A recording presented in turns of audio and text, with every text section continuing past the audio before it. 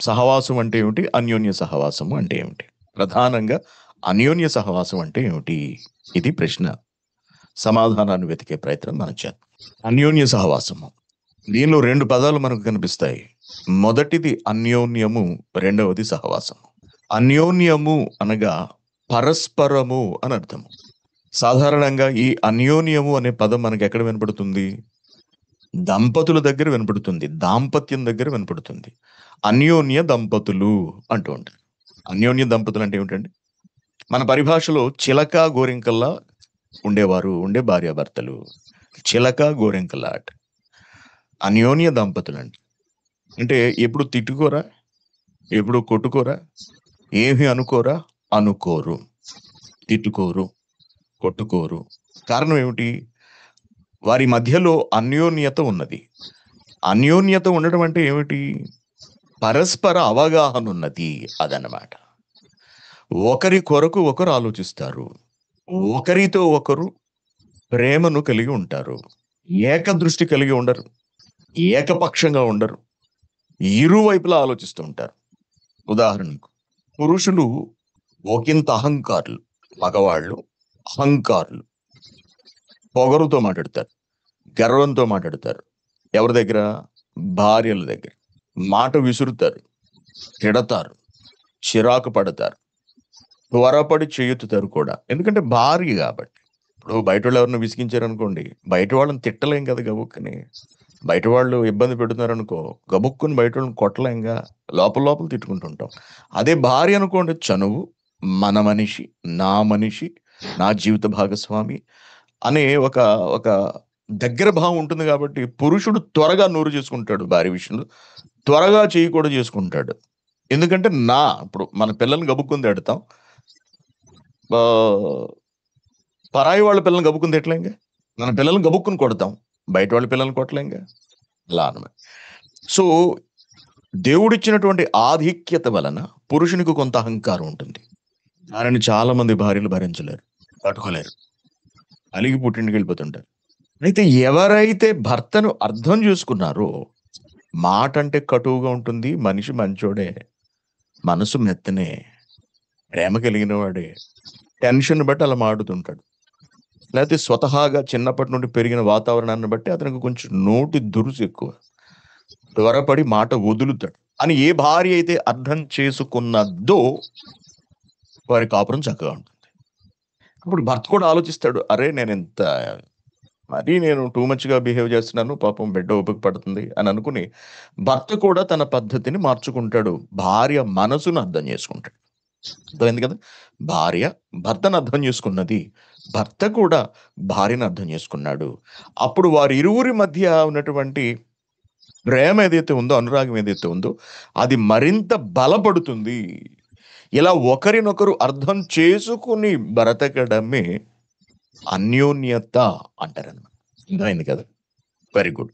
అందుకే పరస్పరము అనే ఒక చక్కటి నిర్వచనాన్ని మనకు డిక్షనరీలో ఇచ్చారు. ఇకపోతే అన్యోన్యము అనగా స్నేహము. అన్యోన్యము అనగా స్నేహము. అన్యోన్యము అనగా మిక్కిలి స్నేహము అనే మరొక నిర్వచనం కూడా ఉంది. మామూలు స్నేహం కాదు. మిక్కిలి స్నేహము. ఇప్పుడు దంపతులు చిలక గోరింకలా ఉన్నారు. ప్రేమగానే ఉన్నారు. ఆప్యాయతతోనే ఉంటారు. దానిని మరింత స్పష్టంగా చెప్పడానికి ఏ పదాన్ని ప్రయోగిస్తాము? అన్యోన్య దంపతులు అంటాం. అనగా మిక్కిలి ప్రేమ ఆప్యాయతలు కలిగిన వాళ్ళు. పరస్పర అవగాహనతో బ్రతుకుతున్న వాళ్ళు. అనగా ఒకరినొకరు అర్థం చేసుకున్న వాళ్ళు. అంతిమంగా మనం చెప్పాలి అంటే. ఇది అన్యోన్యత అనే పదానికి ఉన్నటువంటి అర్థము, నిర్వచనాలు, నానార్థాలు. Very good. ఇకపోతే సహవాసము. సహవాసం అనగా స్నేహము. అన్యోన్యం అనగా కూడా స్నేహమే వచ్చింది. సహవాసం అన్న కూడా స్నేహమే వస్తుంది. సహవాసం అనగా కూడా ఉండుట. కూడా ఉండుట. ఇంగ్లీష్‌లో దీన్ని అసోసియేషన్ అంటాడు. అసోసియేషన్. అలాగే కూడి ఉండుట అనే అర్థం కూడా వస్తుంది. కూడి ఉండుట. కూడి ఉండుట. సహవాసం అనగా స్నేహము, కూడా నుండుట, కూడి ఉండుట అనగా కలిసి ఉండుట.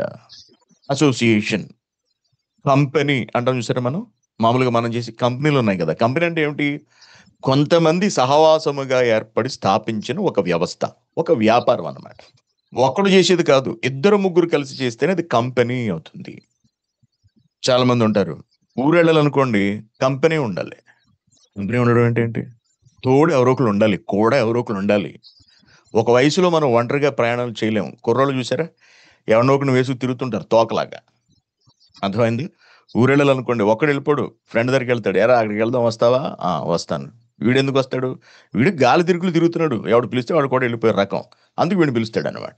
ఇద్దరూ కలిసి ఎళ్తారు. ఒంటరిగా వెళ్ళలేరు. ఒంటరిగా సినిమా చూడలేరు. ఒంటరిగా ఊరెళ్ళలేరు. అది ఒంటరిగా కొంతమంది ఆహ్, తప్పులు కూడా అంటే మద్యం సేవించడం వంటి వాటికి కూడా ఒక్కళ్ళు కూర్చొని మద్యాన్ని సేవించలేరు కొందరు పురుషులు. తప్పనిసరిగా పక్కన ఒక తోడుండాలి.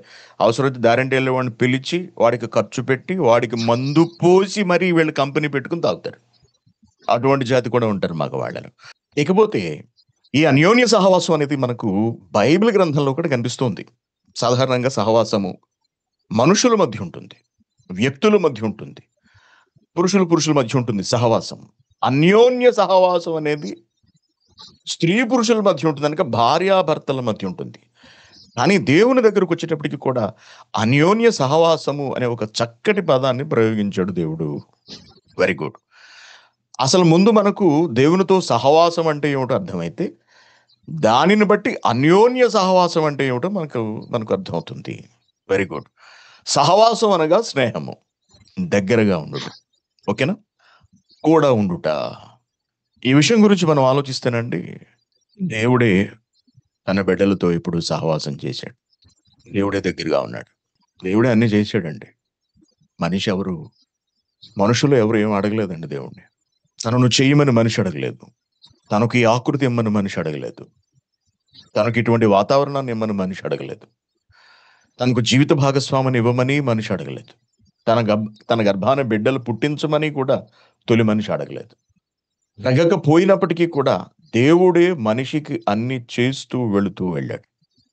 ఈ రోజుకి కూడా అలా జరిగిస్తూనే ఉంటున్నాడు.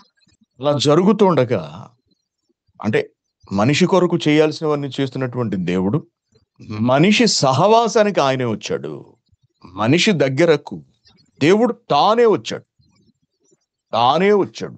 మానవులకు దేవుడు ప్రత్యక్షమయ్యాడు. మొదటి ప్రత్యక్షత మనకు తెలుసు. తర్వాతి ప్రత్యక్షతలు మనకు అనగా భక్తులకు ప్రత్యక్షం కావటం మనకు తెలుసు. అబ్రాహాముకు ప్రత్యక్షమయ్యాడు. అంటే నేరుగా దేవుడు కనబడిపోవడం కాదు ఇక్కడ నేను చెప్తున్నా. ఆ తర్వాత భక్తులకు యాకోబుకు దేవుడు ప్రత్యక్షమయ్యాడు. పలు విధాలుగా, పలు రూపాలుగా. ఏదైనా అది దేవుని ప్రత్యక్షతే. ఎవరొచ్చినా కూడా దేవుని మాటలు తీసుకొచ్చారు. దేవుని ఆలోచనలనే తెలియజెప్పారు. దేవుని మాటలనే వివరించారు. కాబట్టి ఎవరొచ్చినా, ఎలా వచ్చినా అది కలలో కావచ్చు, అది గాలిలో కావచ్చు, అది అగ్ని ద్వారా కావచ్చు, అది దేవదూత కావచ్చు, మనిషి రూపంలో రావచ్చు, ఏ రూపంలో వచ్చినా, వచ్చిన సమాచారం మాత్రం దేవుని దగ్గర నుండి వచ్చింది కాబట్టి అది దేవునిదే అని మనం తెలుసుకోవాల్సిన అవసరం ఉంది. దేవుడు ఆ విధంగా ప్రత్యక్షతను కనపరిచాడు. ఓకే. మోషే ఉన్నాడు. పొద మండుతోంది. కొండ మీదకి వెళ్ళాడు. చూశాడు. అగ్నిలో యెహోవా దూత ప్రత్యక్షమై అంటాడక్కడ. సో, దూత దేవుని మాటలను తీసుకొనొచ్చింది. ఇక్కడ వచ్చింది దూత అయినా, పంపించింది తండ్రైన దేవుడు. ఆ మాటలు దూతవి కావు. ఆ మాటలు సాక్షాత్తు తండ్రైన దేవునివి, యెహోవావి.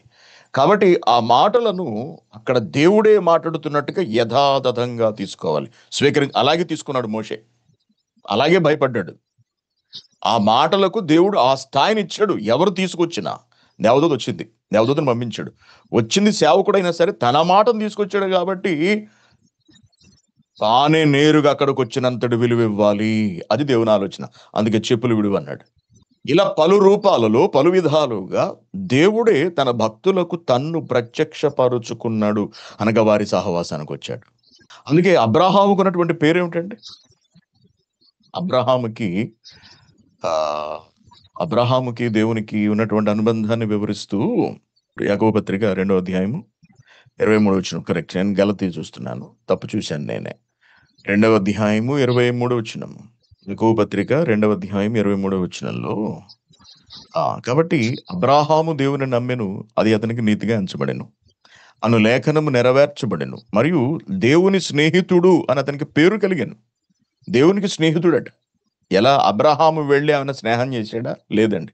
దేవుడు తానే అబ్రాహాము దగ్గరకొచ్చి అబ్రాహాముతో స్నేహం చేశాడు. అలాగే మోషేతో దేవుడు గడిపినటువంటి ఆ సమయాలను మనం పరిశీలించినప్పుడు, స్నేహితులు ముఖాముఖిగా మాట్లాడుకున్నట్టుగా, ఒక స్నేహితునితో సంభాషించినట్టుగా, ఒక మనిషి మరొక మనిషితో సంభాషించినట్టుగానే నిర్గమకాండంలో వ్రాయబడి ఉంటుంది చూడండి ఒకసారి. నిర్గమకాండము హ్మ్.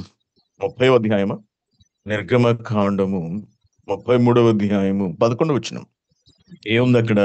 మనుషుడు తన స్నేహితునితో మాటలాడునట్లు యెహోవా మోషేతో ముఖాముఖిగా మాటలాడుచుండెను. ఇలా దేవుడే భక్తుల దగ్గరకు వచ్చాడు. వాళ్ళతో ఏకంగా స్నేహితుడిలా మెలిగాడండి. అబ్రాహాముతో స్నేహితుడిలా మెలిగాడండి. అంటే ప్రతి విషయాన్ని చర్చించడం అన్నమాట. అన్నీ పంచుకోవడం. సో, భక్తుని మనసును అర్థం చేసుకొని దేవుడు, దేవుని మనస్సును అర్థం చేసుకుని భక్తుడు. ఇలా పరస్పరము ఒకరినొకరు అర్థం చేసుకుని ప్రేమాభిమానాలతో, ఆప్యాయతతో బ్రతికారు కాబట్టే మానవులతో అనగా భక్తులతో దేవుని సహవాసము అన్యోన్యమైనది అని మనం చెప్పొచ్చు. అంతేగా? లేకపోతే మనిషి ఏమిటండి క్షమించండి. దేవుడేమిటండి మనిషి స్నేహానికి రావడం. ఆ! డబ్బున్నవాడే మనతో స్నేహం చేయడు. అధికారంలో ఉన్నవాళ్ళే మనకు స్నేహితులు కారు. మన స్థాయి వాళ్ళతోనే మనం స్నేహం చేస్తాం. అటువంటిది ఏకంగా దేవుడొచ్చి మనిషితో స్నేహం చేయటం ఏమిటండి? అదే అన్యోన్య సహవాసం అన్నమాట. అంతటి భక్తి వారికున్నది. వారి భక్తిని చూసి ఆయన అబ్బురపడి, అచ్చెరువొంది వాళ్ళతో స్నేహాన్ని కొనసాగించాడు. ఇలా కొందరు మనకు కనిపిస్తారు బైబిల్ గ్రంథంలో. దేవునితో సహవాసం చేసిన వాళ్ళు. ఓకే. కాబట్టి ఆహ్, మానవులతో సహవాసాన్ని దేవుడే చేశాడు. అయితే తండ్రైన దేవుడు వచ్చి మానవులతో సహవాసం చేశాడు. యేసుక్రీస్తు గారు వచ్చి మానవులతో సహవాసం చేశారు. స్నేహం చేశారు. నేను మంచి స్నేహితుడిని అంటాడు. నాతో స్నేహం చేయండి అంటాడాయన. చూడండి యేసుక్రీస్తు గారి గురించిన సందర్భాన్ని చూద్దాం మనం యోహాను సువార్తలో. యోహాను సువార్త 15వ అధ్యాయంలో 15వ అధ్యాయము 13వ వచనం. తన స్నేహితుల కొరకు తన ప్రాణము పెట్టువాని కంటే ఎక్కువైన ప్రేమ గలవాడెవడునూ లేడు. నేను మీకు ఆజ్ఞాపించు వాటిని చేసిన యెడల మీరు నాకు స్నేహితులై ఉంటారు. నేను మిమ్మల్ని ఫ్రెండ్స్ అనుకునొచ్చాను. మీ కొరకు నేను ప్రాణం పెడుతున్నాను. మీరు నా ఆజ్ఞలు గనక పాటిస్తే ఓకే. అప్పుడు మీరు నాకు స్నేహితులై ఉంటారు అని ఆయన మాట్లాడుతున్నారు. దేవుని సహవాసం మానవులకు అవసరం కాబట్టి ఆయనే ఆలోచించి పరిశుద్ధాత్మ గారిని మన లోపలికి పంపించి మనతో సహవాసం చేయించారన్నమాట. ఇలా దేవుడు మానవులతో తొలుత సహవాసాన్ని ఏర్పాటు చేసుకున్నాడు. ఆయనే స్నేహించాడు. అయితే ఇలా స్నేహించిన తరువాత దేవుడు కూడా కొన్ని అడిగాడు. ఇప్పుడే మనం చూసాం. యేసుక్రీస్తు గారు ఏమన్నారో మనం చూసాం. ఆయన ఏమన్నారు? నేనొచ్చి మీతో స్నేహం చేశాను. బావుంది. అయితే మీరు నాకు స్నేహితులై ఉండాలి అంటే ఇప్పుడు చూద్దాం మనం. 14 వచనం. యోహాను సువార్త 15వ అధ్యాయము 14 వచనం. నేను మీకు ఆజ్ఞాపించు వాటిని చేసిన ఎడల మీరు నా స్నేహితులయుందురు అన్నాడాయన. మీరు నేను ఆజ్ఞాపించిన వాటిని చేస్తే నాకు స్నేహితులై ఉంటారు. ఆ! ఉంటే అప్పుడు మనిద్దరి మధ్యలో ఫ్రెండ్‌షిప్ బావుంటుంది. అంతే కదండీ! అవునా కదా! స్నేహితులు ఒకరినొకరు అర్థం చేసుకోవాలి. ఒకవైపే అర్థం చేసుకుంటే కుదరదు. ఒకడే స్నేహం చేస్తుంటే కుదరదు. ఇద్దరూ స్నేహం చేయాలి. ఇరువైపులా ప్రేమాభిమానాలుండాలి. ఇరువైపులా ఇష్టాలుండాలి. అప్పుడే అది బలమైన స్నేహం అవుతుంది. నిజమైన స్నేహం అవుతుంది. కానీ ఈ రోజుల్లో స్నేహాలెలా ఉన్నాయండి? వన్ సైడ్ అన్నమాట. ముందు ఆడేమన్నా పెట్టనియి అప్పుడు మనం పెడదాం. ముందు వాడేమన్నా ఇవ్వని ఆ తర్వాత మనం చూసుకుందాం. లేపోతే ఎదుటివాడిని స్నేహితుడిని శుభ్రంగా వాడేసుకోవటం. అవసరం తీరిపోయిన తర్వాత వదిలేసేయటం. మిత్రద్రోహాలు చేయటం అన్నమాట. మానవుల స్నేహాలలో ఇటువంటి ద్రోహాలుంటాయి. కానీ దేవునిలో ద్రోహం ఉండదండి. కారణం ఏంటో తెలుసా? దేవుడే ముందొచ్చి స్నేహం చేయడం అన్నమాట. తండ్రైన దేవుడే మానవుల దగ్గరకొచ్చాడు. తర్వాత ప్రభువైన యేసుక్రీస్తు గారు మానవుల దగ్గరకొచ్చారు. వచ్చి ఏమంటున్నారు? నేను మీతో స్నేహంగా ఉంటున్నాను కదా! నేను మిమ్మల్ని ప్రేమిస్తున్నాను కదా! నేను మీ కొరకు ప్రాణం పెట్టాను కదా! మీరు నా ఆజ్ఞలు గైకొనొచ్చుగా! ఇప్పుడు మీరు నాకు స్నేహితులవుతారు కదా! నేను మీకు స్నేహితుడినవుతాను కదా! ఆలోచించండి అని ఆయన చెప్పడం మనం చూస్తున్నామన్నమాట. అలాగే కొరింథీయులకు రాసిన మొదటి పత్రిక, మొదటి అధ్యాయము కొరింథీయులకు రాసిన మొదటి పత్రిక, మొదటి అధ్యాయంలో మొదటి అధ్యాయము 9 వచనము. మన ప్రభువైన యేసుక్రీస్తు అను తన కుమారుని సహవాసమునకు మిమ్మును పిలిచిన దేవుడు. ముందు ఆయన సహవాసం చేశాడు. తరువాత తన కుమారులను, తన కుమారునితో సహవాసం చేయమని అడుగుతున్నాడు. ప్రజలను క్రీస్తుతో సహవాసం చేయమని అడుగుతున్నాడు. మళ్ళా చదివితే, మన ప్రభువైన యేసుక్రీస్తు అను తన కుమారుని సహవాసమునకు మిమ్మును పిలిచిన దేవుడు వచ్చి సహవాసం చేయమని ఆయన అడుగుతున్నారు, పిలుస్తున్నారు, మాట్లాడుతున్నారు. ఇది సహవాసం అంటే. ఇప్పుడు మొదటి ప్రశ్నలో ఏముంది? సహవాసానికి, అన్యోన్య సహవాసానికి ఉన్నటువంటి తేడా ఏమిటి? అంతేనా? సహవాసానికి, అన్యోన్య సహవాసానికి ఉన్నటువంటి తేడా ఏమిటన్నది మనం నేర్చుకునే క్రమంలో అసలు ముందు సహవాసం అంటే ఏమిటో చూసాం. ఇకపోతే రెండో ప్రశ్న ఏమిటి? రెండో ప్రశ్నలో ఏముంది? దేవునితో అన్యోన్య సహవాసం ఎలా చేయాలి? మూడో ప్రశ్న, దేవునితో సహవాసము బలపడడానికి ఏమి చేయాలి? ఈ 2 ఇంచుమించుగా ఒకేలా ఉంటాయి. దేవునితో అన్యోన్య సహవాసము ఎలా చేయాలి? దేవునితో సహవాసము బలపడడానికి ఏమి చేయాలి? అన్యోన్య సహవాసం ఎలా చేయాలి? ఇక్కడ మనం కాస్త లోతుగా ఆలోచిస్తే, అన్యోన్య సహవాసం అనగా ఇరువైపులా సహవాసం కలిగి ఉండటం. ఒకరినొకరు బాగా అర్థం చేసుకొని ఉండటం. ఒకరి మనస్సు ఒకరు తెలుసుకొని ఉండటము. భార్య మనసు తెలుసు. భర్తకు భార్యకు భర్త మనసు తెలుసు. ఒకరి మనసులు ఒకరు తెలుసుకున్నారు. ఒకరినొకరు అర్థం చేసుకున్నారు. వాళ్లకు తగినట్టుగా వారిని నొప్పించకుండా బ్రతుకుతున్నారు. ఇప్పుడు దేవునితో మనిషి సహవాసాన్ని కలిగి ఉన్నాడు అని చెప్పడం కన్నా, మనిషితో దేవుడు సహవాసాన్ని కలిగి ఉన్నాడు. మనం దేవునితో స్నేహం చేయటం కన్నా, దేవుడే మనతో స్నేహం చేస్తున్నాడు. ఇది మనకు అర్థమైంది.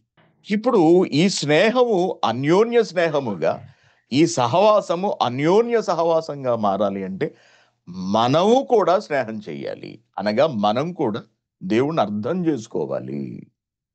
అర్థం చేసుకుని ఆయనకు తగినట్టుగా మసులుకోవాలి. అప్పుడు ఇరువురి మధ్యలో అన్యోన్యత పెరుగుతుంది. అతుకుతుంది. ఆ బంధం బలపడుతుందనమాట.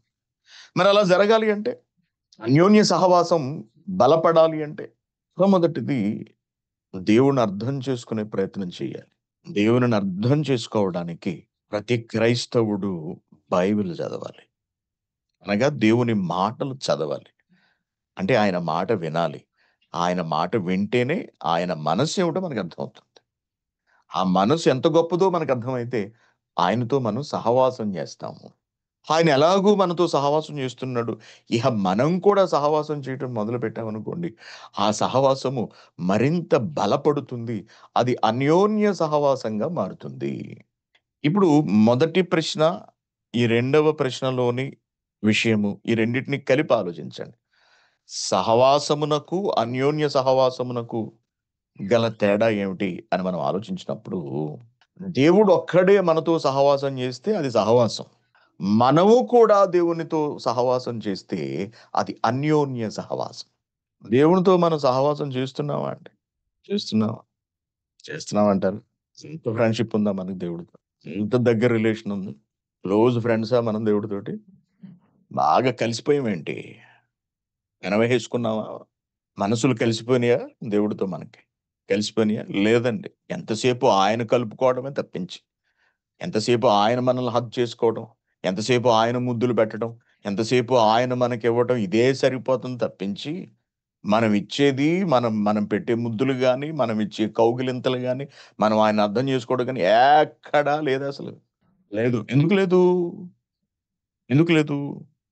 ఆయనతో అన్యోన్య సహవాసం ఏర్పరుచుకోవటానికి అసలు మనం ప్రయత్నించలేదు. ఆయనతో అన్యోన్య సహవాసం మనం చెయ్యాలి అంటే, అంటే ఇరువురి మనస్సులు కలవాలి అంటే వాక్యం చదవాలి. నువ్వు బైబిల్ చదవాలి. అందుకే దివారాత్రములు దానిని ధ్యానించువాడు అన్నాడనమాట. దివారాత్రము దేవుని మాటలు నువ్వు అర్థం చేసుకుంటూ ఉంటే, గ్రహిస్తూ ఉంటే, దేవునితో నీకున్న బంధం, సహవాసం బలపడుతుంది. కానీ మనకున్న జబ్బేంటి? పొద్దున్నుంచి రాత్రి వరకు ఫోను చూస్తాం. కళ్ళంట మంటలు రావు. బైబిల్ తీస్తే మాత్రం కళ్ళంట మంటలొచ్చి నీళ్లొచ్చేస్తుంటాయండి. మరి బైబిల్‌లో ఏమన్నా కారం ఉందో, లేకపోతే మరి ఇంకేంటో అర్థం కాదు గానీ, బైబిల్ తీయగానే వేడి చేసేద్ది మనకి. వేడి చేసేసి కళ్ళంట నీళ్లొచ్చేస్తాయి. మొబైల్ చూస్తున్నంత సేపు వేడి చేయదు ఒంటికి. విడ్డూరం కదండీ అసలు నిజంగా. కళ్ళు పోట్లొచ్చేస్తున్నా సరే అలా చూసేస్తుంటాం దెయ్యం పట్టినట్టుగా ఫోన్‌ని. బైబిల్ మాత్రం చూడలేం ఎక్కువ సేపు. విడ్డూరం. అలా కాకుండా వాక్య పఠనానికి గనక మనం అధిక సమయాన్ని కేటాయిస్తే దేవుడంటే ఏమిటో మనకు అర్థమవుతుంటుందండి. ఎందుకంటే మనలో దేవుని ఆత్మ ఉన్నారు కదా! మనం బైబిల్ చదువుతున్నప్పుడు ఆయన మనపై తన ప్రభావాన్ని చూపిస్తారు. మనం బైబిల్ చదువుతూ ఉంటే ఆయన మన మనోనేత్రాలు వెలిగిస్తారు. మన లోపలికి వాక్యం వెళుతుంది. ఎక్కడికి వెళుతుంది? ఎక్కడెక్కడికి వెళుతుంది? దేవుని వాక్యము సజీవమై, బలము గలదై, రెండంచుల ఎటువంటి ఖడ్గము కంటెను వాడిగా ఉండి, ప్రాణాత్మలను, కీళ్లను, మూలుగను విభజించునంత మట్టుకు దూరిపోవచ్చు హృదయము యొక్క తలంపుల లోపలికెళ్ళిపోతుందండి. ఈ ప్రపంచంలో ఏది కూడా హృదయం యొక్క తలంపుల్లోకి వెళ్ళలేదు. అంటే చెడెడుతుంది. చెడు మాత్రం తప్పనిసరిగా వెడుతుంది. మనిషి తయారు చేసిన ఏది కూడా హృదయం యొక్క తలంపుల్లోనికి వెళ్ళలేదు. ఏ పరికరం కూడా వెళ్ళలేదు. కానీ వెళ్ళగలిగే ఏకైక ఆయుధం ఈ ప్రపంచంలో వాక్యము. ఆ వాక్యం హృదయంలోని చెడును తీసేస్తుంది. అదన్నమాట. అంటే ఏం చెప్పాలి దాన్ని? చాలా సూక్ష్మంగా అతి లోపలికి వెళ్ళిపోయి అక్కడ ఉన్న చెడుని, కల్మషాన్ని, కుళ్ళునంతటిని కూడా బయటికి లాగి పడేస్తుంది. విసిరేస్తుందన్నమాట. అందుకే బైబిల్ చదవాలి. బైబిల్ చదువుతున్నంత సేపు మన ముఖం వెలిగిపోతుంటుందండి. బైబిల్ కనుక మనం బాగా చదువుతూ ఉంటే, మన ముఖము ప్రకాశిస్తూ ఉంటుంది. తేజస్సుతో నిండి ఉంటుంది. జ్ఞాపకుంచుకోండి. తేజస్సు. ఎందుకు? మనం బైబిల్ చదువుతుంటే మనలోని పరిశుద్ధాత్మ గారు పొంగిపోతారు. సంతోషపడిపోతారు. తండ్రి అయిన దేవుడు ఆనందించేస్తాడు.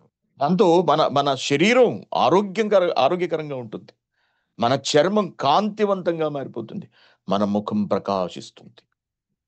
ఎందుకు? బైబిల్ పఠనము ఆత్మ కార్యము. అది దేవుని కార్యము. దేవుని కొరకు మనం ఆలోచిస్తున్నాం. దేవుని కొరకు చదువుతున్నాం. దేవుని సంగతులు వింటున్నాం. దేవునిని మనం మన లోపలికి తీసుకుంటున్నాం. దేవుడు సంతోషపడే క్రియ అది. సో, దాని వలన మనకు దేవునితో మంచి సహవాసం ఏర్పడుతుంది. మనం బైబిల్ చదువుతున్నప్పుడండి, వద్దు అన్న మాటలు మనకెక్కువ కనపడుతుంటాయి. ఇది చెయ్యకు, అలా చెయ్యకు, ఇది చూడకు, అది మాట్లాడకు, ఇలా ప్రవర్తించకు, ఇలా ఆలోచించకు. ఇవన్నీ మనకు కనపడుతుంటాయి. బైబిల్ చదవకపోతే కనపడవు. బైబిల్‌లో హెచ్చరికలుంటాయి. ఆ హెచ్చరికలను చదివినప్పుడు భయమేస్తుంది. నువ్వు చదవకపోతే నీకు కనపడవు. నువ్వు హెచ్చరికలను చదివితే నిన్ను నువ్వు సరి చేసుకుంటావు. నీ బ్రతుకు మారుతుంది. దాంతో దేవునితో నీకున్నటువంటి సహవాసం అన్యోన్య సహవాసంగా మారుతుంది. అభివృద్ధి చెందుతుంది. కాబట్టి తప్పనిసరిగా దివారాత్రములు దేవుని వాక్యమును ధ్యానిస్తూ ఉండాలి. 2 విన్న వాక్య ప్రకారం బ్రతుకుతూ ఉండాలి. అనగా ఆచరణ అన్నమాట. మనం చదివినది మన బ్రతుకులో ఆచరిస్తూ ఉండాలి. ఆచరించడం కష్టం. కానీ నువ్వు ఆచరించడానికి అనుగుణంగా దేవుడు నీకు పరిశుద్ధాత్మ గారినిచ్చాడు. ఆయన నీకు సహకరిస్తాడు. నువ్వు అడుగు వెయ్యి, మిగిలిన విషయాన్నంతా ఆయన చూసుకుంటాడు.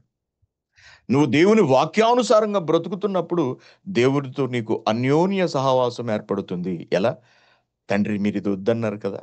నేను మానేశాను. మీరిది చెయ్యమన్నారు కదా! నేను చేశాను. శభాష్ నాన్న. ఇష్టపడతాడు నిన్ను. నిన్ను తన హక్కును చేర్చుకుంటాడు. అర్థమవుతుంది కదా! ఎంతసేపు దేవుడు మనతో ఉండడం మాత్రమే కాదు, మనం కూడా దేవునితో ఉండాలి. అలా ఉండాలంటే ఆ! ఏం చెయ్యాలి?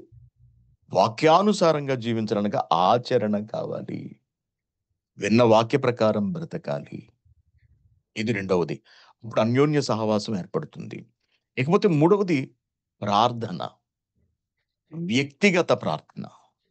నువ్వొక్కడివే ఏకాంతంగా కూర్చొని నీ తండ్రితో మాట్లాడాలి. ప్రార్థన అనగానే మోకాళ్ళిచ్చి తగులుకోవడం కాదింక. ఆ ప్రార్థన కాదండి. అవసరాల కొరకైన ప్రార్థన. నీ దేవునితో నువ్వు మాట్లాడుకోవటం అన్నమాట. నువ్వేం చెప్పదలుచుకున్నావో నువ్వు చెప్పటం. నీ దేవునిపై నీకున్న ఆలోచన ఏమిటో ఆయన ముందు పెట్టడం. నీ గుండెల్లో బాధుందా? ఆయన ముందు పెట్టడం. నీ గుండెల్లో సంతోషం ఉందా? ఆయన ముందు పెట్టడం. ఒక కన్న తండ్రితో నువ్వు మాట్లాడుకుంటున్నట్టుగా ఆయనతో మాట్లాడుకోవటం అన్నమాట. అదే ప్రార్థన. ప్రార్థన అనగా కేవలం అవసరాల కొరకు అడగటం మాత్రమే గాదండి. ప్రార్థన రూపాన్ని మార్చేశారండి. ప్రార్థనకున్న విలువను దిగజార్చేశారండి. ప్రార్థన ప్రాముఖ్యతను కేవలం అడుక్కోవడంగా మార్చేశారు. నో, అలా కాదు. నీ తండ్రితో నువ్వు మనస్సు విప్పి మాట్లాడుకోవటం. నీలో తప్పుందా? మీ నాన్నగారికి చెప్పు నువ్వు. నువ్వు చెప్పు. నువ్వు నువ్వు నీ తండ్రికి నువ్వు చెప్పుకో. నా నా బ్రతుకిలా ఉంది. నా పరిస్థితి ఇలా ఉంది.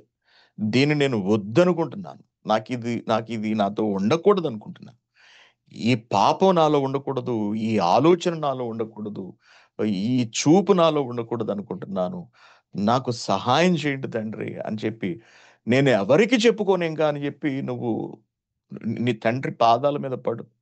నువ్విలా మీ నాన్నగారుగా భావించి నువ్వు ఆయనతో మాట్లాడుకుంటూ ఉంటే, మీ ఇద్దరి మధ్య సహవాసం పెరుగుతుంది.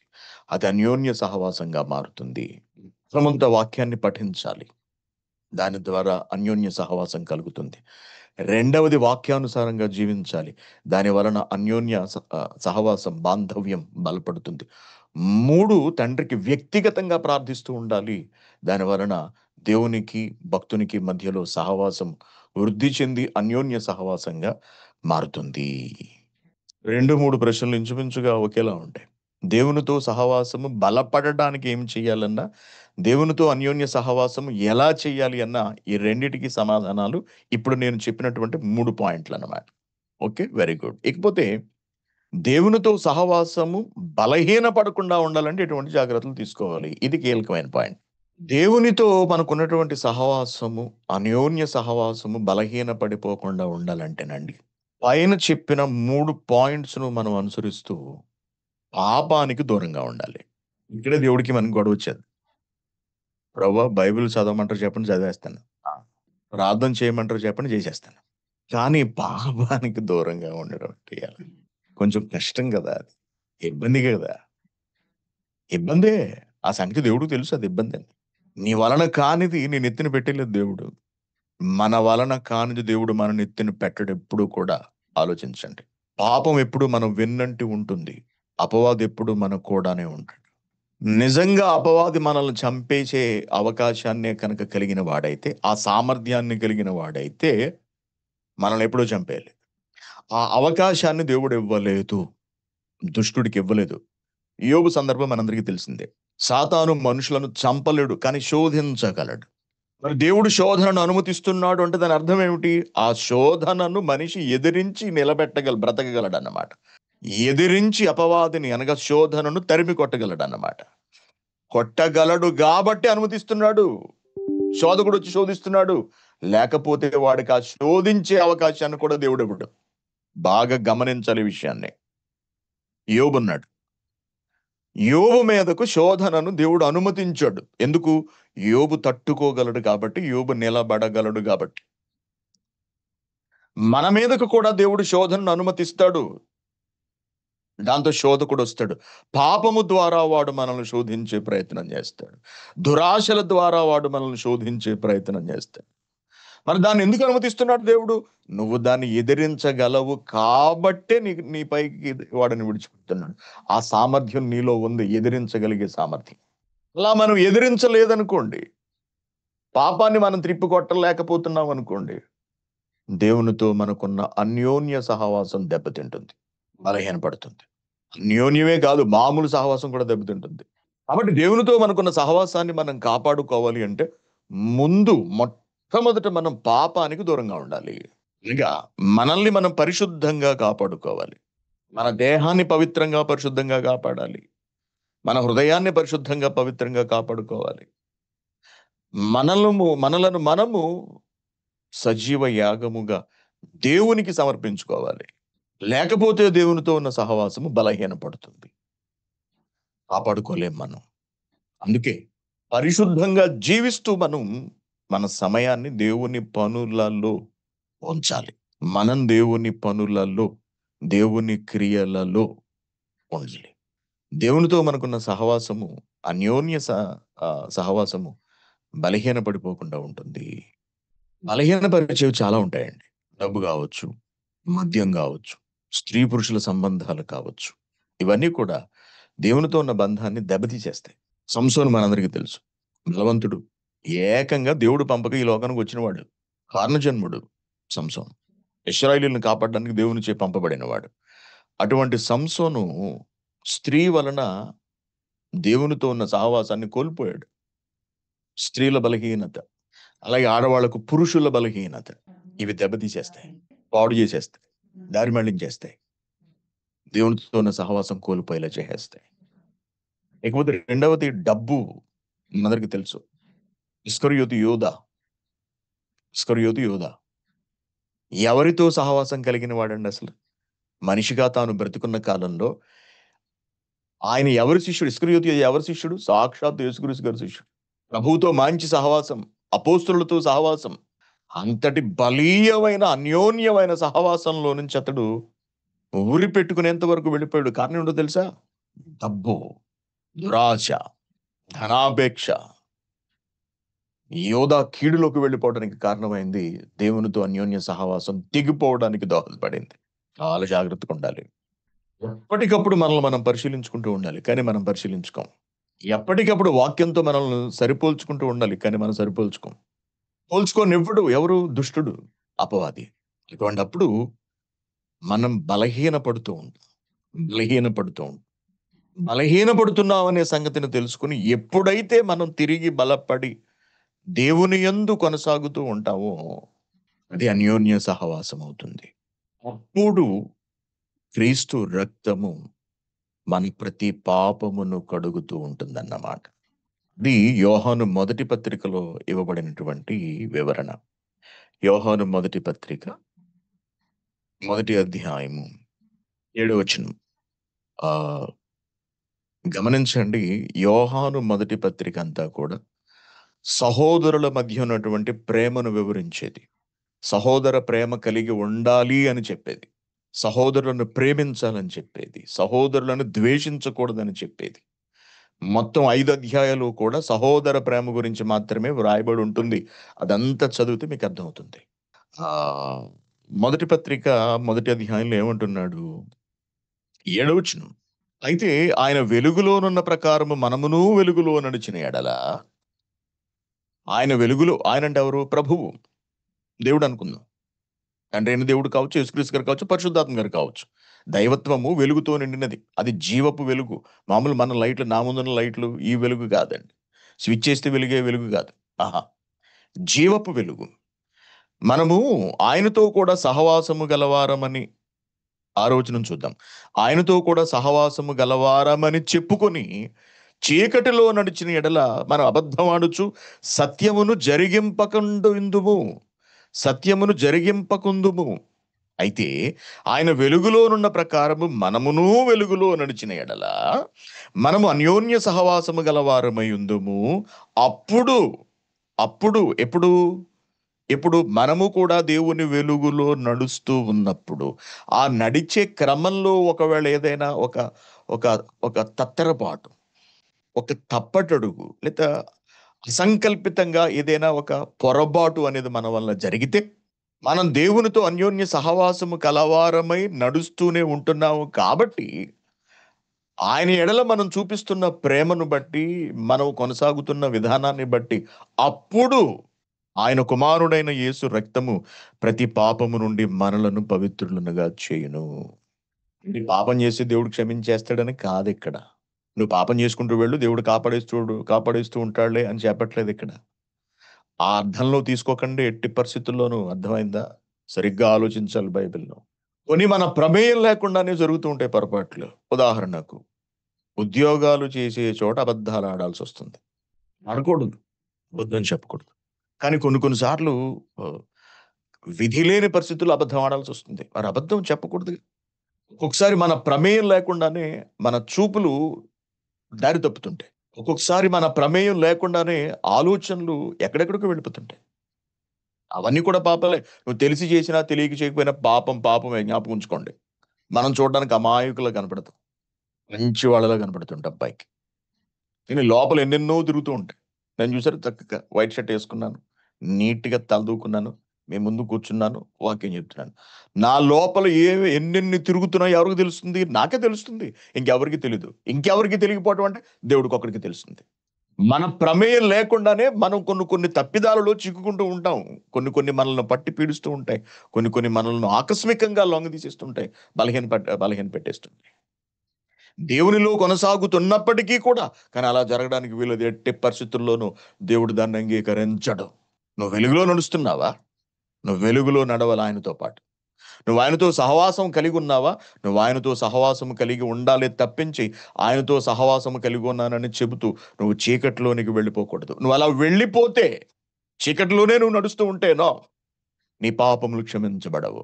అలా కాకుండా నీ పరిస్థితి మారుతుంది. నువ్వు దారి తప్పిపోతున్నావు. ఇది సరైనది కాదు. ఇది వాక్య వ్యతిరేకమని నువ్వు గ్రహించి, ఎప్పుడైతే నువ్వు తిరిగి సన్మార్గంలోనికి ప్రవేశించావో, పశ్చాత్తాపపడ్డావో, అప్పుడు నీ ప్రమేయం లేకుండా జరిగిన వాటికి అప్పుడు దేవుడు క్షమాపణను ప్రసాదిస్తాడు. అప్పుడు ఆయన కుమారుడైన యేసు రక్తము ప్రతి పాపము నుండి మనల్ని పవిత్రులుగా చేయును. కాబట్టి ఆరోచనం ఆయనతో కూడా సహవాసము గలవారమని చెప్పుకొని చీకటిలో నడవకూడదు. నడిచిన ఎడల ఆ! నడిచిన ఎడల మనం అబద్ధం ఆడుతున్నాం అని అర్థము. సత్యాన్ని జరిగించట్లేదు అని అర్థం. ఇది పైకి భక్తుల్లా కనబడుతున్నాం. లోపలంతా చీకటి. బ్రతుకంతా చీకటి. అలా ఉండకూడదంటున్నాడు దేవుడు. ఓపెన్‌గా ఉండు. ఫెయిర్‌గా ఉండు. సత్యంలో బ్రతుకు. సత్యం కొరకు జీవించు. యథార్థంగా బ్రతుకు. దేవునితో మంచి సహవాసాన్ని కలిగి ఉండు. ఒకవేళ నీ మీద ఏదైనా దాడి జరిగితే, దుష్టుడు నిన్నేమైనా శోధిస్తే, నేను ఇబ్బందుల్లోనికి నెడితే చూసుకోవడానికి నేనున్నాను. అలా కాకుండా నువ్వు ఉద్దేశపూర్వకంగా, ఇంటెన్షన్‌గా కనుక నువ్వు పాపంలోకి వెళ్లి, పాపంలో పడి బ్రతుకుతూ దానిలోనే పొర్లుతున్నావా? పంది పొర్లినట్టు బురదలో దొర్లుతున్నావా? నీ పాపానికి క్షమాపణ ఉండదు. నువ్వెప్పుడైతే తెలుసుకొని, మార్చుకుని వస్తావో, అప్పుడే నీకు క్షమాపణ తప్పించి, నువ్వు దానిలోనే పొర్లుతూ ఉంటే కనుక నీకు క్షమాపణ ఉండదు అన్నది ఇక్కడ చెబుతున్నటువంటి మాటల్లోని సారాంశం అన్నమాట. ఇలా ఆయన వెలుగులోనున్న ప్రకారము మనమును వెలుగులో నడుస్తూ ఉండాలి. నడుస్తూ ఉండాలి. నడుస్తూ ఉండాలి. ఇప్పుడు అది అన్యోన్య సహవాసముగా దేవునిచే గుర్తించబడుతుంది. ఓకే. అనగా ఆయన ఎడల మిక్కిలి ప్రేమ కలిగి ఉండాలి. మిక్కిలి ప్రేమ. ఆయనను బాగా అర్థం చేసుకోవాలండి. ఒక భార్య భర్తను అర్థం చేసుకుంటుంది. ఒక భర్త భార్యను అర్థం చేసుకుంటాడు. అనుకుంటాం మనం. ఇప్పుడు భార్యని అడగండి. అమ్మ మీ వారు నిన్ను అర్థం చేసుకున్నారా అని. ఆ! ఆయనెక్కడ అర్థం చేసుకుంటారు అన్నయ్య. మీరేమనుకోండి మీరేం మాట్లాడుతున్నారసలు? ఆయనన్న పెళ్ళయ్యి 30 ఏళ్ళు, 35 ఏళ్ళు, 40 ఏళ్ళు అయిపోతున్నాయి. ఇంతవరకు నా మనసేమిటో ఆయనకి తెలీదన్నయ్య. ఇంకేం చెప్పను? ఇంతకు మించి నేను మీకింక చెప్పలేను మీరు అర్థం చేసుకోండి అంటదామె. అర్థమైంది? ఆ! దేవుని పిల్లలారా, మానవ సంబంధాలు, మానవ బంధాలు అన్నీ కూడా పేరుకి అన్యోన్యతలండి. అబ్బే! పేరుకి అన్యోన్యతలు. అన్యోన్యత అనే పదాన్ని వర్తింప చెయ్యాలి అంటే భక్తునికి, దేవునికి మాత్రమే అన్వయింప చేయాలి. అదే సరైనదవుతుందనమాట. అన్యోన్య ప్రేమ, అన్యోన్యత, అన్యోన్యమైన బంధము కేవలము భక్తునిది, దేవునిది మాత్రమే. వారిరువురి మధ్యలో ఉండేదే అపురూపమైన, అత్యున్నతమైన, అతి పవిత్రమైన, పరిశుద్ధమైన ప్రేమ బంధము. అతి అన్యోన్యమైన సహవాసం అన్నమాట. మిగిలినవి ఏవండి భార్యతో సహవాసం, భర్తతో సహవాసం, స్నేహితులతో సహవాసం. ఇవన్నీ, ఇవన్నీ మోసాలండి. ఇవి నిజాలు కావు. ఇవి నిజాలు కావు. భార్య స్త్రీతో సంబంధం పెట్టుకుంటాడు. ఆ బంధం నిజమైనది ఎలా అవుతుంది మీరు జెప్పండి? భర్తుంటాడు. మరొక పురుషుడితో సంబంధం పెట్టుకుంటుంది. ఆ బంధం ఎలా అన్యోన్యమైనదవుతుంది? ఎలా అర్థం చేసుకున్నావు నువ్వు? ఇదేనా నీకు అర్థమైంది? నో. ఒక కుమారుడు తల్లిని అర్థం చేసుకోలేడు. తండ్రిని అర్థం చేసుకోలేడు. ఒక తండ్రి తన బిడ్డలని అర్థం చేసుకోలేడు. ఒక స్నేహితుడు మరొక స్నేహితుడిని అర్థం చేసుకోలేడు. ఆ స్థాయి బంధాలు మనుషులు కలిగి లేరు. మానవ సంబంధాలన్నీ కలుషితం అయిపోతున్నాయి. ఎప్పుడో అయిపోయాయి. ఇప్పుడేమిటి? పవిత్రమైన, పరిపూర్ణమైన, స్వచ్ఛమైన బంధం అంటూ, సహవాసం అంటూ, అన్యోన్య సహవాసం అంటూ ఏదన్నా ఉన్నది అంటే, అది కేవలము భక్తునికి, దేవునికి మధ్యలో ఉన్న సహవాసము మాత్రమే. ఆ సహవాసపు స్థాయికి మనం వెళ్ళాలండి. మనకలా కనిపించేవాడు క్రొత్త నిబంధనలో పౌలు గారండి. అపోస్తలులు కూడా. పౌలు గారు కనబరిచిన ప్రేమను మనం చూసినప్పుడు, ఆయన రాతల్లోనే మనకు బోధపడుతూ ఉంటుంది. దేవుడిని ఎంత ప్రేమించాడండి. అన్యోన్య సహవాసాన్ని కలిగి ఉన్నాడు. ఆయనకు ముందు ప్రభువు కూడా. ప్రభువు కూడా. ఆయన మనిషిగా ఈ లోకానికి వచ్చేసాడు కాబట్టి, సరే ఇక్కడ సంగతి ఇక్కడ చూసుకుందాంలే, అక్కడ సంగతి తర్వాత చూసుకుందాం అని అనుకోలేదండి. తండ్రితో అత్యంత పవిత్రమైన అన్యోన్య బంధాన్ని ఆయన కొనసాగించారు. పరిశుద్ధంగా బ్రతకటం, దేవుడు అప్పగించిన పని చేయటం, ప్రార్థనలో గడపటం. ఇది మనకు ప్రభువు జీవితంలో కనిపిస్తుంది. అలాగే పౌలు జీవితంలో కనిపిస్తుంది. అపోస్తలుల జీవితంలో కనిపిస్తుంది. దేవుని కొరకు ఏర్పరచబడిన మనుషుల జీవితాల్లో ఇవి మనకు చాలా స్పష్టంగా కనపడుతూ ఉంటాయి. మనం కూడా అంతటి అన్యోన్య సహవాసాన్ని దేవునితో కలిగి ఉండాలి. ఓకే. కాబట్టి ఎప్పుడైతే మనం పాపానికి దూరంగా ఉంటామో, అప్పుడు దేవునితో అన్యోన్య సహవాసము నిలబడుతుంది. అంతేకాదు బలపడుతుంది. ఇది ఈ ప్రశ్నకున్నటువంటి సమాధానము. చెప్పడం చాలా తేలిక. మీరు వినడం కూడా చాలా తేలిక. దీన్ని నిలబెట్టుకోవడం చాలా కష్టమండి. నేను చెప్పిన విషయం ఉంది చూసారా? దానిని పాటించడం చాలా కష్టం. ఎవరు? నేను కూడా. మీరు కూడా. అంత తేలికైన సంగతులు కావివి. క్రైస్తవ జీవితం అంటే ఒక నిరంతర పోరాటం అండి. నిరంతరం అంటే ప్రతి క్షణపు పోరాటం. ఎందుకంటే వాడు ఆ క్షణంలో ఎంటర్ అవుతాడు నీ ముందుకి. వాడు మనకు కనబడి వచ్చేవాడు కాదు. అదేనండి సమస్య. దొంగోడు కనబడతాడు ఒక్కొక్కసారి. తీవ్రవాది కనపడతాడు ఒక్కొక్కసారి. శత్రువులు కనపడతారు ఒక్కొక్కసారి. కానీ వీడు కనపడ్డండి. అదే సమస్య అన్నమాట. అందుకే వాడితో పోరాటం నిరంతరం చేయాల్సి ఉంటుంది. ప్రతిక్షణం చేయాల్సి ఉంటుంది. వాడి లక్ష్యమే మనలను దేవుని సహవాసం నుండి తప్పించటం. దేవునికి మనకున్నటువంటి మంచి సహవాసాన్ని బద్దలు కొట్టడం, ధ్వంసం చేసేయడమే వాడి లక్ష్యం అన్నమాట. దాన్ని మనం కాచుకుంటూ చాలా జాగ్రత్తగా ముందుకు తీసుకువెళ్ళాలి. లోకమంతా వాడి కంట్రోల్‌లో ఉంది కదండీ! ఎటు చూసినా దారి తప్పించేసే విషయాలే మన ముందుకొస్తూ ఉంటాయి. ఈ మీద సాము వంటి ఈ ఈ ఈ పోరాటాన్ని మనం దేవుని సహాయతతోనే ముందుకు తీసుకువెళ్ళగలం. అందుకే పరిశుద్ధాత్మ గారిని మనలో ఉంచారు తండ్రైన దేవుడు. ఉంచి సహవాసాన్ని కొనసాగిస్తున్నారు. మనలను బలపరుస్తున్నారు. ఆయనతో సహవాసాన్ని కొనసాగించటానికి ఆయన వంతు మద్దతు ఆయన మనకిస్తున్నారు. కాబట్టి వీటన్నిటిని మనం దృష్టిలో ఉంచుకొని దేవునితో ఎప్పుడు మంచి బంధాన్ని కలిగి ఉండాలి. ప్రయత్నించండి. తప్పక సాధిస్తారు. ఎందుకంటే అసాధ్యమైంది దేవుడు మనతో చెప్పడు. మనలను చేయమని అనడు కూడా ఎప్పుడు. మన వల్ల ఏదవుతుందో అదే చేయమండి. బాబు నువ్వు నీళ్లు తయారు చేసుకొని తాగనడు అనుకో మన పరిస్థితి ఏమిటండి? నాకెక్కడికక్కడ నీళ్లున్నాయి. నీళ్లొచ్చేస్తున్నాయి పైనుండి. లేదులే నీ నీటిని నువ్వే తయారు చేసుకొని తాగంటే మన మన బతుకేమైపోతుందండి? నీ ఆహారాన్ని నువ్వే తయారు చేసుకొని తినన్నాడనుకోండి చచ్చిపోతాం. ఒకరోజు కూడా మనం బ్రతకమండి. ఆహారాన్ని మనం ఎక్కడ తయారు చేసుకోగలమండి? మనం వండుకోగలం అంతే. అవునా? గింజలు విసిరేస్తున్నాం, మొక్కలొచ్చేస్తున్నాయి, కోసేసుకుంటున్నాం, తినేస్తున్నాం అంతే తప్పించి మనమేం మొక్కలను తయారు చెయ్యలేము గదా! ఆహా! మొక్కలను ఆయన చేశాడు. వండుకొని మనల్ని తినమన్నాడు. నీటిని ఆయన చేశాడు. మనలను వినియోగించుకోమన్నాడు. మనం చేయదగినదే దేవుడు మనల్ని చేయమంటున్నాడు. చేయదగనిది, చేయలేనిది మనల్ని చేయమనడు. మన నెత్తిన పెట్టడు. కాబట్టి గమనించండి. ఆలోచించుకోండి. పరిశుద్ధుడైన తండ్రి, మా నాయన దేవ, మీ బిడ్డలైన మమ్మల్ని ప్రేమించి, అన్యోన్య సహవాసం మీతో ఎలా కలిగి ఉండాలో మాకు నేర్పించినందుకు మీకు ధన్యవాదాలు. నాయనా, మీరు మాతో సహవాసం చేస్తున్నారు. మేమెక్కడ చేస్తున్నాం తండ్రి మీతో సహవాసం? మా వైపు నుండి మీతో అన్యోన్య సహవాసం ఎక్కడుంది చెప్పండి? మీరు మాత్రమే మాతో అన్యోన్య సహవాసాన్ని కలిగి ఉన్నారు.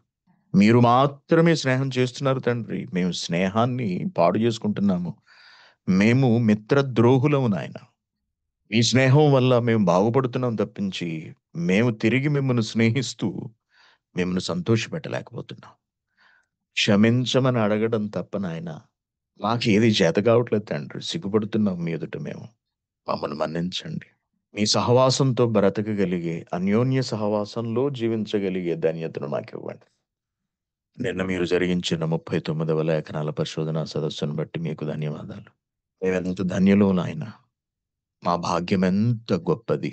మీ దయ ఎంత విలువైనది. ఈ భాగ్యము మాకెప్పుడు, నాకును ఎప్పుడూ అనుగ్రహించమని వేడుకుంటున్నాం. మరణ దినము వరకు మీ కొరకు అనేక కార్యక్రమాలు, అనేక సదస్సులు జరిగించగలిగే అవకాశాన్ని నాకివ్వండి. భారతదేశంలోనూ అనేక సదస్సులు జరిగించుటకు మీ సంఘానికి అవకాశాన్ని ప్రసాదించండి. లైవ్‌కొచ్చిన మీ బిడ్డలందరినీ చల్లగా చూడండి. అందరి ఆరోగ్యములు సంరక్షించండి. మీ కుమార్తె సువార్తమ్మ గారి తల్లిగారి విషయమై ప్రార్థిస్తున్నాము. తీవ్ర అనారోగ్యముతో ఆమె ఇబ్బందులు పడుతూ ఉండగా నాయన మీ చిత్తమును బట్టి మీ కుమార్తె ఆరోగ్యమునకు సహాయపడండి. ప్రార్థనా సహాయాలు ఎందరైతే కోరారో వారందరి కొరకు ప్రార్థిస్తున్నాము. నిన్న అనేక మంది వచ్చి తమ కష్టార్జితాన్ని మీకు సమర్పించి మీ నుండి సహాయతను అర్థించారు. మీ బిడ్డలందరికీ సహాయపడండి. దేవా! క్రైస్తకోవైపును బలపరచండి. వృద్ధిపరచండి తండ్రి. వంకర మాటలతో ఈడ్చుకుని వెళ్ళిపోయే మనుష్యుల చేతిలో నుండి, వారి పళ్ళ బారి నుండి మీ సంఘమును, మీ బిడ్డలను తప్పించండి నాయన. వివేకముతో, విజ్ఞతతో మీ మీ సంఘం ఎడల బ్రతకగలిగే వివేకమును మీ బిడ్డలందరికీ ప్రసాదించండి. మా దోషాలు, మా పాపాలు, మా తప్పిదాలు ఏ ఒక్కటి నాయన మేము మీకు మరుగు చెయ్యలేము. వాటన్నిటిని మీ ముందు పెడుతున్నాము. మమ్మల్ని క్షమించమని వేడుకుంటూ తిరిగి రేపు మేమందరం సమావేశమై మీరు వ్రాయించిన గ్రంథమును నేర్చుకొనుటకు మాకు ఆయుష్షునివ్వమని వేడుకుంటూ క్రీస్తు పేరిట ఈ ప్రార్థన మీకు సమర్పిస్తున్నాం తండ్రి. ఆమేన్.